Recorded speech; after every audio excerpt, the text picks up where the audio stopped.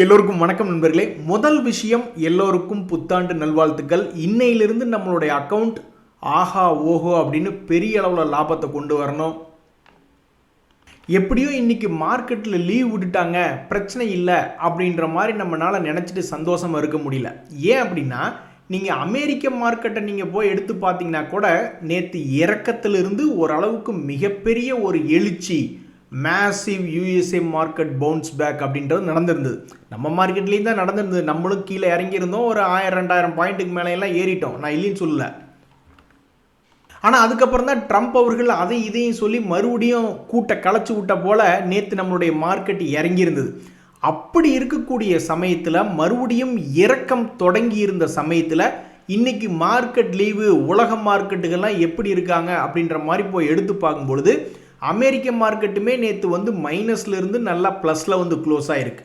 அதே மாதிரி நம்ம இப்போ போய் நம்ம ஏஷியன் மார்க்கெட்ஸ் என்பதெல்லாம் எடுத்து பார்க்குறோம். அதில் இந்த நிக்கியெல்லாம் 2.25% ஏறிட்டானுங்க.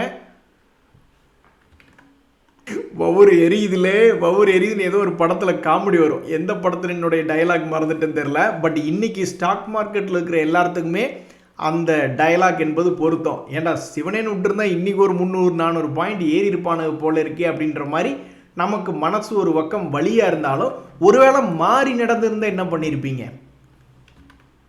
ஸோ எப்படியோ குளோபல் மார்க்கெட்ஸ் பாசிட்டிவாக இருக்குது அப்படின்னா என்ன அர்த்தம்னா, அவர் ட்ரம்ப் என்னத்தையோ பேசிட்டு போகிறார், ஏதோ ஒரு நியூஸை கிளப்பி விட்டுருக்கார். ஆனால் அந்த நியூஸ்னால பெருசாக பிரச்சனை இல்லை அப்படின்னு தான் அர்த்தம். ஸோ எந்த ஒரு நியூஸ் அவர் தற்போது கொடுத்துருந்தாலும் மார்க்கெட்டுகள் பாசிட்டிவில் இருக்கிறதுனால அவர் கொடுத்துருக்கக்கூடிய நியூஸை மார்க்கெட்டுகள் பாசிட்டிவாக எடுத்துக்கிருச்சு அப்படின்றதான் அர்த்தம்.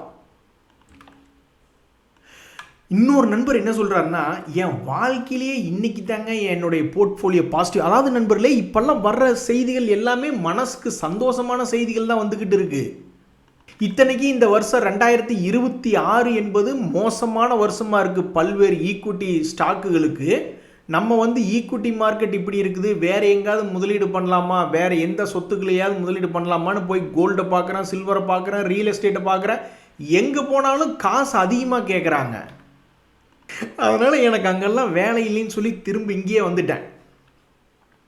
இந்த சமயத்தில் தான் ஜாக் அப்படின்ற ஒரு நண்பர், அவருக்கு என்ன ஆயிருக்கு அப்படின்னு பார்த்தீங்கன்னா, அவருடைய போர்ட்ஃபோலியோ கீழே இறங்கிட்டு கடந்த 2 வருஷத்தில் இல்லாத அளவு நண்பர்களே, கடந்த 2 வருஷமாக அவருடைய போர்ட்ஃபோலியோ என்பது கீழே இருந்திருக்கு. இன்றைய தேதியில் எடுத்து பார்க்கும்போது நான் லாபத்துக்கு வந்துட்டேன் அப்படின்ற மாதிரி சொல்கிறார். ஸோ ஸ்டாக் மார்க்கெட்டு கீழாப்பில் இருக்கும்போதே லாபன்றாரு. ஒருவேளை ஸ்டாக் மார்க்கெட் தன்னுடைய பழைய ஹையை வந்து தொடும்பொழுது பல நண்பர்களுக்கு வந்து அமோகமான வரவேற்பு இருக்கிற மாதிரி தான் தெரியுது. ஆனால் இதில் இன்னொரு விஷயத்தை கவனிச்சிங்களா, அவர் வைத்திருக்கக்கூடிய பங்குகள் அப்படின்னு பார்க்கும் பொழுது எதுவுமே மனசுக்கு டவுட் என்பது வரவே இல்லை. ரிலையன்ஸ்னு ஒரு பங்கு இருக்குது, அது எப்படி அந்த கம்பெனி திவாலாகும்? சிடிஎஸ்எல்னு ஒரு பங்கு இருக்குது, எப்படி அது திவாலாகும்? அது மாதிரி ரொம்ப ஸ்ட்ராங்கான பங்குகளாக எடுத்து வச்சுக்கிட்டு இருந்த இவருக்கே கடந்த 2 வருஷமாக மார்க்கெட்டில் சரியான லாபம் இல்லை. ஆனால் தற்போது லாபம் வந்திருக்கு. நண்பர்களே, இன்னொரு முக்கியமான தகவல், நம்மளுக்கு ரியல் எஸ்டேட் பக்கம்லாம் போய் வாங்கக்கூடிய வசதி என்பது கம்மியாக இருக்கிறதுனால இந்த 2026 வேறு என்ன ஒரு முக்கியமான தகவல்னு பார்த்துக்கிட்டு இருக்கீங்களா, இந்த கோல்டு வந்து இந்த வருஷத்தில் அதிகமாக ஏறி இறங்கி கொண்டிருக்கக்கூடிய ஒரு இன்ஸ்ட்ருமெண்ட்டாக இருக்குது. ஸோ அக்ஷய திருதியை அப்படின்றதும் உங்களுக்கு பார்த்தீங்கன்னா வரக்கூடிய 19 ஏப்ரல் என்பது வருது. இந்த சமயத்தில் படார்னு ஏதாவது ஒரு 10-13% இறங்கி இந்த 200 days மூவிங் ஆவரேஜ் கிட்டக்கு இது வந்து தொட்டான்னா ரொம்ப நல்லா இருக்குமே, நானும் பார்த்துக்கிட்டு இருக்கேன், இறங்க மாட்டேங்குது. ஏன்னா இந்த அக்ஷய திருதிய சமயத்தில் ஏதாவது கோல்டு எடுத்து வச்சா நல்லது அப்படின்னு நம்மளுக்கு நாமளே சொல்லிக்கிறோம், அல்லது யாராவது ஒருத்தர் சொல்கிறாங்கன்னு வச்சுங்க. எது எப்படியோ கோல்டு சேர்த்துறதுக்குன்னு நம்மளுக்கு ஒரு அக்கேஷன் வேணும், ஒரு ஈவெண்ட் வேணும். அந்த வகையில் இப்போ சடார்னு 3 முறை இந்த வருஷத்தில் கீழே விழுந்துட்டு எந்திரிச்சிட்டான். அதே மாதிரி இந்த அக்ஷய திருதிக்குள்ளே ஏதாவது ஒரு டைமில் படார்னு ஒரு 10%-15% இந்த கோல்டு கீழே இறங்குச்சுன்னா கவ்வுடா கவ்வு அப்படின்ற மாதிரி போய் கவ்வலான்னு பார்க்குறேன். இப்போ வரைக்கும் இல்லை. எனிவே, அக்ஷய திருதியை என்பது தற்போது 19 ஏப்ரல் அன்னைக்கு வருது அப்படின்ற தகவலை தெரிவிச்சுக்கிறேன். நண்பர்களே, அடுத்தது 2 மிக மிக முக்கியமான தகவல் ஒன்று இருக்குது. இந்த எல்ஐசி வந்து 1:1 ஒரு ஷேர் வச்சுருந்தா இன்னொரு ஷேர் இலவசமாக கொடுக்குறாங்க அப்படின்ற ஒரு தகவல் எல்லாருக்கும் தெரியும். ஆனால் அதனுடைய தேதி என்னைக்கு அப்படின்ற தகவல்லாம் நீங்கள் பார்த்தீங்கன்னு வச்சுக்கோங்களேன், நேற்று ஏப்ரல் 13 நடந்த மீட்டிங்கில் எஸ் ஆமாம் 1:1 போனஸ் நாங்கள் கொடுக்குறோம் அப்படின்றத கன்ஃபார்ம் பண்ணியிருக்காங்க. ஸோ இதைய சாக்கா வச்சுக்கிட்டு ஓங்கி அடித்த 1.5 டன் வெயிட் பார்க்குறியாடா அப்படின்ற மாதிரி இந்த பங்கு தன்னுடைய பழைய ஹை போகிறதுனா கூட ஒரு 40-50% மேலே ஏற வேண்டியது இருக்குது. அல்லது தன்னுடைய பழைய லோக்கு போகிறதா இருந்தாலும் கிட்டத்தட்ட ஒரு 30-40% இறங்க வேண்டியதாக இருக்குது. ஸோ ட்ரிகர் என்பது ஸ்டாக் மார்க்கெட்டில் இந்த LICI ஷேருக்கு கிடச்சிருச்சு.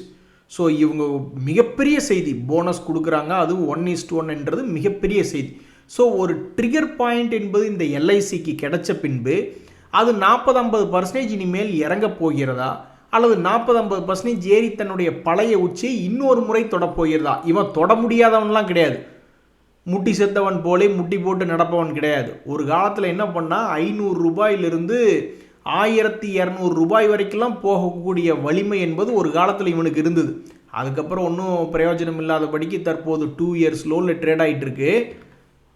ஸோ இப்பேற்பட்ட நிலைமையில தான் இந்த LIC 1:1 ஷேர் போனஸ் கொடுக்கறது அப்ரூவ் பண்ணியிருக்காங்க. இனி இதை வச்சுக்கிட்டு இந்த பங்கினுடைய விலை எந்த பக்கம் மூவ் ஆகும் அப்படின்னு இந்த ஷேரை வாங்கி வச்சவங்களாம் வந்து பார்த்துக்கிட்டு இருக்காங்க. அது மட்டும் இல்லை, ஆரோ ஃபார்மா அப்படின்ற பங்குலையும் ஒரு மிகப்பெரிய ஒரு தகவல். ஏற்கனவே இந்த ஆரோ ஃபார்மா நான் ஒரு சிங்கக்குட்டி அப்படின்ற மாதிரி 1000 ரூபாயிலிருந்து 30% பக்கம் ஏறி 1339 ட்ரேட் ஆகிட்டு இருக்கு. அப்படி இருக்கக்கூடிய நேரத்தில் மறுபடியும் கண்ணா இந்தா இன்னொரு லட்டு சாப்பிடு அப்படின்ட்டு பைபேக் 1475 அப்படின்ற மாதிரி பண்ணுறாங்க. அதுக்குண்டான எலிஜிபிலிட்டி ரெக்கார்டு டேட் என்பது 17 ஏப்ரல். யார்கிட்டையெல்லாம் அந்த பங்கு என்பது இருக்குதோ அந்த தேதியில் அப்போ அவங்கெல்லாம் பைபேக்குக்கு அப்ளை பண்ணலாம் அப்படின்ற எலிஜிபிலிட்டி வருது. அதுக்குன்னு அப்ளை பண்ணுற எல்லா பங்குலேயுமா வாங்கிக்குவாங்க, அக்செப்டன்ஸ் ரேஷியோ அப்படின்றதெல்லாம் அந்த இடத்துல வரும். எவ்வளவுக்கு எவ்வளவு குறைவான பங்குகள் இருக்கோ அவ்வளவுக்கு அவ்வளோ அதிகமான ப்ராபபிலிட்டி என்பது வரும். சில பேர்லாம் ஒரே ஒரு ஷேரை வச்சுக்கிட்டு அப்ளை பண்ணுவாங்க, அவங்களுக்கெல்லாம் வந்து ப்ராபபிலிட்டி என்பது அதிகம்.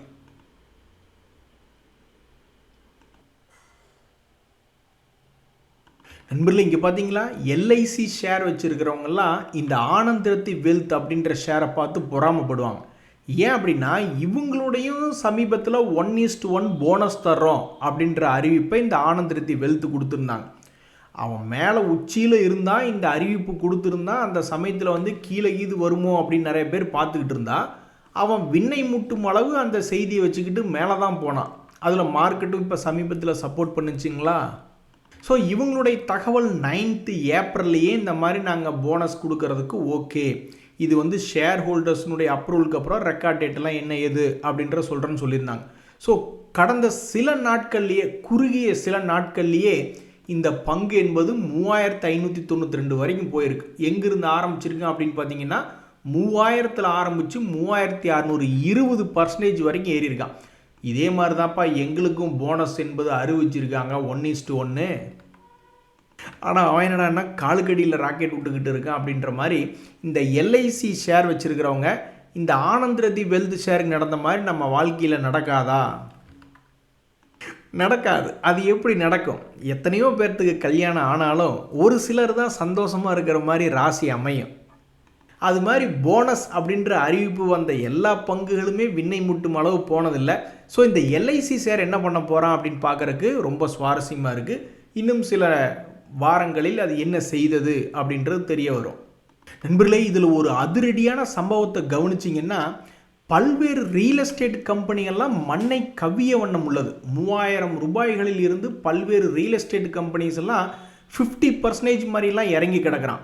ஆனால் அவங்க வெளியிடக்கூடிய தகவல்கள்லாம் பார்த்தீங்கன்னா அப்படியே ஆடி போயிடுறீங்க.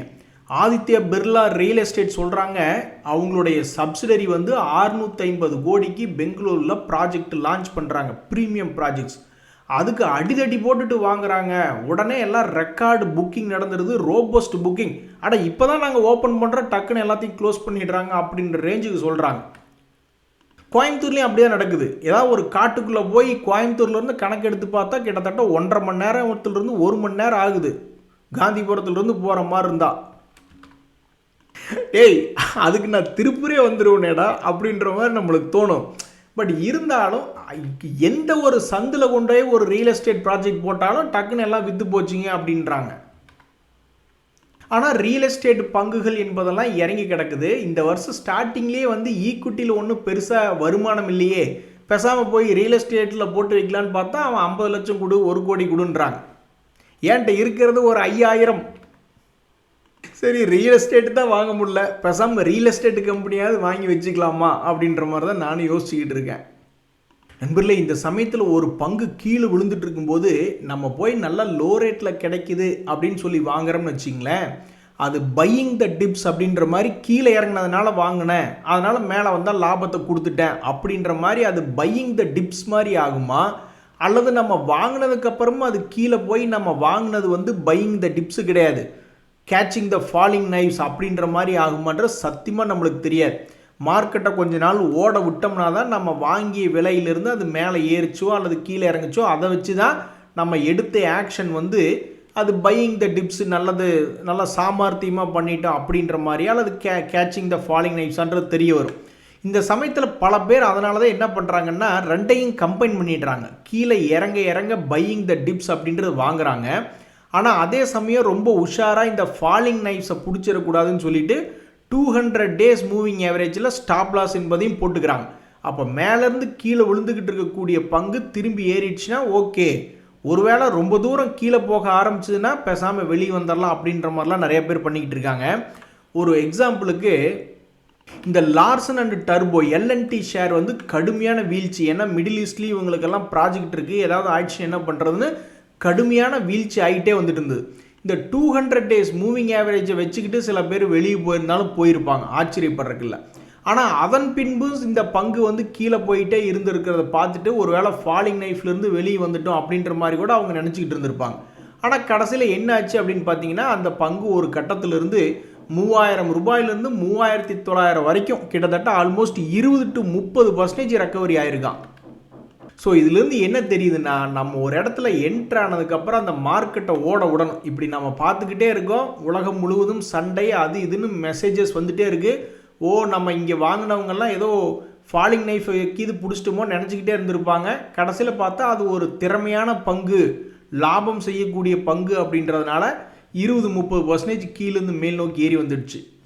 ஆக மொத்தம் கன்ஃபியூஷன் தான். 200 days மூவிங் ஆவரேஜ் கிட்ட ஸ்டாப் லாஸ் போடுறதா இல்லை அப்படியே தொடர்ந்து வச்சுக்கிட்டு இருக்கிறதா அப்படின்றதெல்லாம் வந்துமே எல்லாமே கன்ஃபியூஷன் தான். ஒவ்வொரு ஷேர் ஒவ்வொரு மாதிரி குழப்பி விட்டுருவான். சில ஷேர்ஸ் என்ன பண்ணுவான், இறங்குறவன் அப்படியே தொடர்ந்து இறங்கிட்டே போயிடுவான். இப்போ இந்த இன்ஃபோசிஸ் டிசிஎஸ்லாம் அப்படி தானே பண்ணாங்க. ஸோ யார் எப்போ திரும்பி வருவான்னு தெரியாது. நம்ம எடுத்த பாயிண்ட்டுக்கு அப்புறம் நம்மளுக்கு மேனேஜ் பண்ணுறது தான் நம்ம இனி பார்க்கணும் அப்படின்றதான் இருக்கிறதுலே பெஸ்ட்டு மெத்தட். நண்பர்களே, இந்த கேஸ்ட்ரால் அப்படின்ற பங்கெல்லாம் ஒரு காலத்தில் எப்படி சம்பாரித்து கொடுத்தது மட்டும் இல்லாமல் டிவிடெண்டும் கொடுத்துக்கிட்டு இருந்த பங்கு. அதுக்கப்புறம் மார்க்கெட் சரியில்லைன்னு சொல்லி 260 ரூபாயிலிருந்து இறக்கி விட்டாங்க. அது 140 வரைக்கும் போயிட்டு போன வருஷத்தில் ஒரு அருமையான பவுன்ஸ், அற்புதமான பவுன்ஸ் 150 ரூபா ரேஞ்சிலிருந்து 220 ரூபாய்க்கு வந்தான். வரும்போது அவனுடைய டிவிடெண்ட் என்பதையும் தொடர்ந்து கொடுத்துக்கிட்டு தான் இருந்தான். அதுக்கப்புறம் இப்போ இந்த வருஷம் பார்த்தீங்கன்னா அவன் சரியான இப்படிக்கு இறக்கம் இல்லை. அந்த பங்கு தன்னுடைய பழைய லோ 140-150 வரைக்கும் வரல. அவன் இருக்கக்கூடிய இடம் சென்டர் பாயிண்டில் இருந்துட்டு யாருக்குமே பிரயோஜனம் இல்லாமல் நடுவுலேயே உட்காந்துக்கிட்டு இருக்கு. ஸோ இப்படி இருக்கக்கூடிய இந்த கேஸ்ட்ராலில் வந்து தற்போது என்ன ஒரு தகவல் வந்திருக்கு அப்படின்னு நீங்கள் பார்த்தீங்கன்னா, இந்த மாதிரி ஏர்னிங்ஸ் போஸ்ட் ஏர்னிங்ஸ் கால் அனலிஸ்ட்டுகளோட நடக்குது. அது எந்த தேதி அப்படின்னு பார்த்தீங்கன்னா 29 ஏப்ரல். அதுக்கு வந்து இன்னும் சரியாக 15 நாள் இருக்குது. கேரே செட்டிங்கா அப்படின்ற மாதிரி இதனுடைய 200 days மூவிங் ஆவரேஜ் என்பது 186 ரூபா, கிட்டத்தட்ட 10 ரூபாய் என்பது தள்ளி இருக்குது. அதே மாதிரி சமீபத்தினுடைய லோ ஒரு 168, அதுவும் ஒரு 10 ரூபாய் தள்ளி இருக்குது. ஸோ இது எந்த பத்தை போய் முதல்ல பிடிக்குது அப்படின்றத நம்ம பொறுத்து இருந்தால் பார்க்கணும். தற்போது வரைக்குமே இது ஒரு 10 ரூபா பாட்டு கோஷ்டி மாதிரி கிட்டத்தட்ட போன வருஷம் ஆகஸ்ட் சமயத்திலிருந்தே 10 ரூபாய் ஏறுவதும் இறங்குவதும் 10 ரூபாய் ஏறுவதும் இறங்குவதுமாதே ஆடிக்கிட்டு இருந்திருக்கா. ஸோ இனி இது அடுத்த 10 எந்த பக்கம், மேலே இருக்கிற 10 கீழே இருக்கிற 10? என்பதில் இன்னொரு மிக முக்கியமான தகவல் கட்டாயம் எல்லாரும் தெரிஞ்சுக்க வேண்டியது, மார்க்கெட்டில் மேலே ஏறுவதும் கீழே இறங்குவதும் இந்த பவுன்ஸும் இருக்கும், ஃபாலும் இருக்கும். ஆனால் கரெக்டாக எந்த இடத்துல இருந்து பவுன்ஸ் ஆகிறான் அப்படின்றது எல்லாரும் தெரிஞ்சுக்க வேண்டிய விஷயம். அப்போ தான் 4 காசு என்பது பார்க்க முடியும். ஸோ இப்போ சமீபத்தில் வந்து கீழே விழுந்திருக்கக்கூடிய பங்குகள் அப்படின்னு நம்ம எடுத்து பார்த்துட்டு இருந்தோம்னு வச்சிங்களேன், ஸ்டேட் பேங்க் ஆஃப் இந்தியா இருக்குது, கோல் இந்தியா இருக்குது. இவங்கெல்லாம் மறுபடியும் எந்த ரேஞ்சிலிருந்து பவுன்ஸ் ஆவாங்க அப்படின்றது தெரியாது. இப்போ ஸ்டேட் பேங்க் ஆஃப் இந்தியாவை நீங்கள் பார்த்தீங்கன்னா இவனுடைய பவுன்ஸ் வந்து சமீபத்தில் 2 இடத்துல வந்திருக்கு. முதல் இடம் அவனுடைய 50 டேஸ் மூவிங் ஆவரேஜை வந்து தொட்ட உடனே கீழே விழுந்து தொட்ட உடனே ஒரு பவுன்ஸ் என்பது கிடைச்சிது. அதுக்கப்புறம் வந்து பார்த்தீங்கன்னா சமீபத்தில் 200 டேஸ் மூவிங் ஆவரேஜை வந்து தொட்ட உடனே மறுபடியும் இன்னொரு 10% ஒரு பவுன்ஸ் என்பது கிடைச்சிருக்கு. அதே மாதிரி இந்த கோல் இந்தியா என்பது சமீபத்தில் இதுக்கு ஒரு பவுன்ஸ் கிடைச்சிருச்சு. 50 டேஸ் மூவிங் ஆவரேஜை தொட்ட உடனே அடுத்த பவுன்ஸ் என்பது கிடைச்சிருச்சு. இப்போ மறுபடியும் இன்னொரு முறை 50 டேஸ் மூவிங் ஆவரேஜ் வந்து தொட்டிருக்கான். இந்த நிலைமையிலேருந்து ஏதாவது பவுன்ஸ் கிடைக்குமா அல்லது கீழே குப்புற விழுந்துருமா அப்படின்றது பார்த்துட்டு இருக்காங்க. ஆனாலும் ஒன்றுங்க, கரெக்டாக இந்த ரிவர்சல் கீழே வந்து விழுந்துட்டு திரும்பக்கூடிய நேரத்தில் கரெக்டாக பிடிக்க தெரிஞ்சவங்களுக்கு ஷேர் மார்க்கெட் என்பது வரப்பிரசாதம். அதில் பாருங்கள், அது நீங்கள் சாதாரணமாக நினச்சிக்காதீங்க. திரும்பக்கூடிய பவுன்ஸை பிடிக்கிறது ரொம்ப ஈஸின்னு நினச்சிக்காதீங்க. பட் அதில் வந்து லார்ஜ் கேப் பங்குகள் தான் இந்த மாதிரி அதிகமாக கீழே விழுந்துட்டு கிட்டத்தட்ட நினைக்கக்கூடிய நேரத்தில் ஜம்ப் ஆகிறதுக்கு அதிகமான ப்ராபபிலிட்டி கொண்டது ஸ்மால் கேப் விடவும், மைக்ரோ கேப் விடவும், மிட் கேப்பை விடவும் லார்ஜ் கேப் பங்குகள் தான் அந்த மாதிரி செய்யுது. சும்மா நீங்கள் ஏதாவது ஒரு பங்கு லார்ஜ் கேப்பை நினச்சிங்க, நான் பஜாஜ் ஃபைனான்ஸ் அப்படின்றத நான் நினச்சிக்கிறேன், நான் போய் பார்க்குறேன் அந்த பங்கு சமீபத்தில் எங்கேயாவது இருந்து பவுன்ஸ் அடிச்சிருக்கான்னா கண்டமேனிக் பவுன்ஸ் அடிச்சிருக்கான். ஒரு உருப்படியான பவுன்ஸ் என்பது கிடையாது. அதாவது உருப்படியான பவுன்ஸ் வந்து 200 டேஸ் மூவிங் ஆவரேஜ் தொட்டு போன வருஷத்தில் ஒரு பவுன்ஸ் அடிச்சிருக்கான், நான் இல்லைன்னு சொல்லலை. ஆனால் இந்த வருஷத்தில் எங்கேயாவது நீங்கள் ஒரு உருப்படியான பேட்டர்ன் பார்க்குறீங்களா? இந்த 2026 இந்த 200 டேஸ் மூவிங் ஆவரேஜை தொட்டு ஜம்ப் அடிக்கலை. ஆக மொத்தம் அது ஒரு உருப்படியான பவுன்ஸ் என்பது கிடையாது. அதுக்கு கீழே போனவன் எந்த இடத்துல எதுக்கு சப்போர்ட் எடுத்தான்னு தெரில, மறுபடியும் அங்கேருந்து ஒரு பவுன்ஸ் அடிச்சிருக்கான். சரி, ஓகே, பட் இதை நான் கணக்கிலே எடுத்துக்க முடியாது. மறுபடியும் கீழே விழுந்தவன் ஒரு ப்ராப்பராக 200 டேஸ் மூவிங் ஆவரேஜில் இங்கே ஒரு பவுன்ஸ் கொடுத்துருந்தான்னா பரவாயில்லைன்னு சொல்லலாம். ஆனால் அவன் ஏதோ ஒரு கண்டமேனிக்கு கீழே போய் வேற ஒரு லோன்லேருந்து 2 பவுன்ஸ் கொடுத்துட்டான். எது எப்படியோ லார்ஜ் கேப் பங்குகள் என்பது தான் இது மாதிரி பவுன்ஸ் அடிக்கிறது. ஆக்சுவலாக நார்மலாக 200 டேஸ் 50 டேஸ் மூவிங் ஆவரேஜை தொட்டு பவுன்ஸ் அடிச்சிருக்கலாம். இவன் எதுக்கு அப்படி கண்டமேனி பவுன்ஸ் அடித்தான்னு தெரில. அதுக்கு இனி சில பேர் என்ன பண்ணுவாங்க, அது ப்ரைஸ் ஆக்ஷன் படி மூவ் ஆகிருக்குதுங்க, இண்டிகேட்டரில் விட்டுருங்க, ப்ரைஸ் ஆக்ஷன் படி பார்த்தீங்கன்னா ஒரு குறிப்பிட்ட இடத்துல பாருங்கள் சப்போர்ட் அடிச்சிருக்கு அப்படிம்பாங்க. சரி, அப்போ அப்படி பார்த்தா இந்த இடத்துல ஏன் ஒரு சப்போர்ட் அடிக்கலை? அப்போவே சொல்லியிருக்காரு எங்கள் மேனேஜர், அதாவது தியாகு, ஒரு ஸ்ட்ராட்டஜின்னு எடுத்துக்கிட்டா அது ஏதாவது 1 மாதம் 2 மாதம் தான் ஒர்க் ஆகும், எல்லா டைமும் ஒர்க் ஆகாது அப்படின்ற மாதிரி. பட் எனிவே இருக்கிறதுலே லார்ஜ் கேப் பங்குகள் தான் இது மாதிரி பவுன்ஸ் ஆகிறதுல அதிகமான முறைகள் செய்கின்றன. சரி நண்பர்களே, இந்த புத்தாண்டு நம்ம எல்லாத்துக்கும் ஒரு மிகப்பெரிய ஆண்டாக இருக்கணும். யாரை பார்த்தாலும் முதல்லாம் வந்து மார்க்கெட்டு மேலே இருக்கும் பொழுதே நிறைய பேர் ரொம்ப அக்கௌண்ட்டு சரியில்லைங்க அப்படின்ற மாதிரி கமெண்ட் போட்டுக்கிட்டு இருப்பாங்க. ஆனால் இப்போ வரக்கூடிய கமெண்ட்டுகள்லாம் ஒரு எனர்ஜி பூஸ்டர் மாதிரி இருக்குது. இல்லைங்க, மார்க்கெட் கீழே இருக்கையிலேயே லாபமாக இருக்குங்க அப்படின்னு பல பேர் கமெண்ட் போட்டுக்கிட்டு இருக்காங்க. எது எப்படியோ இந்த புதிய புத்தாண்டிலிருந்து அடுத்து வரக்கூடிய வருடங்களுக்கு மிகப்பெரிய லாபம் வந்து நம்மளுடைய அக்கௌண்ட்டெல்லாம் அப்படியே செலுப்பாக இருக்கணும் அப்படின்னு வேண்டிக்குவோம். இன்றைய தகவல் அனைத்து உங்களுக்கு உதவியாக இருந்தால் எனக்கு மகிழ்ச்சியாக. ரொம்ப நன்றி, வணக்கம்.